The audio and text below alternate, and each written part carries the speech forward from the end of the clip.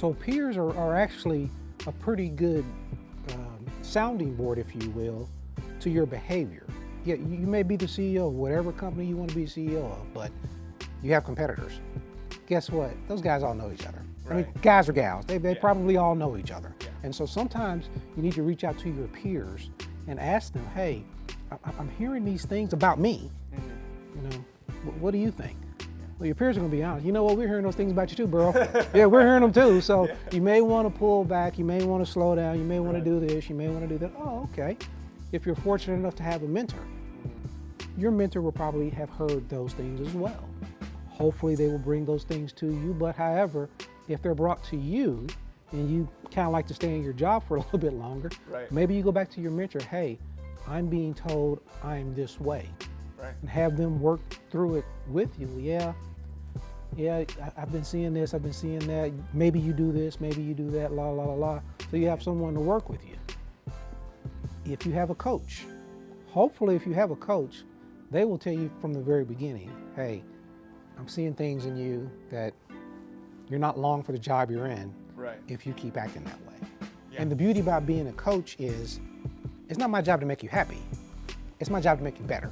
Right. That's my job as a coach. I'm not there to make you happy, I'm there to make Yeah. you better. And so I may tell you things you don't like, but guess what?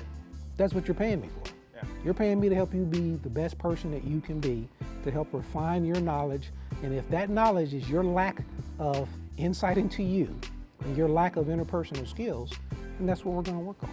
Absolutely. And that's not a shameless plug at all. I mean, I've seen the work you've done. My Wingman LLC, all shameless plug for you. It's amazing the changes you can get out of any leader, right? And obviously there are the fourth category, as you called it, people that aren't going to change. So you got to, get rid of them, or you have to move on yourself if you are part of, if they're higher up than you, right? Well, another one, I didn't mention it, but I've seen it done. Mm-hmm. Most executives have families, Yeah. okay? Mm-hmm. They have a spouse of some sort. Right. And so sometimes the spouse has relationships within the organization with some of the workers. Mm-hmm. And there are those that they may not listen to anybody else, but they listen to their spouse. Right. When the spouse tells them to lighten up, they lighten up. Yeah. When the spouse tells them to back down, they back down. Whatever the spouse tells them, they tell them, because that's a person that's closest to them and is also a trusted agent. Oh yeah. So again, family, and of course, even a toxic leader has trusted agents. Yeah. And so if they get too far off the reservation, sometimes one of those trusted agents may say, hey, that's too much for me. Right. Let me tell you what I'm seeing Yeah, from the people. 'Cause exactly. They're not going to tell you. Yeah, they're not gonna Right. tell you, Yeah. I'm out there like you, but whew, that's too much for me. Yeah. So you're really getting out there. And so that's if you can garner that type of loyalty. Right.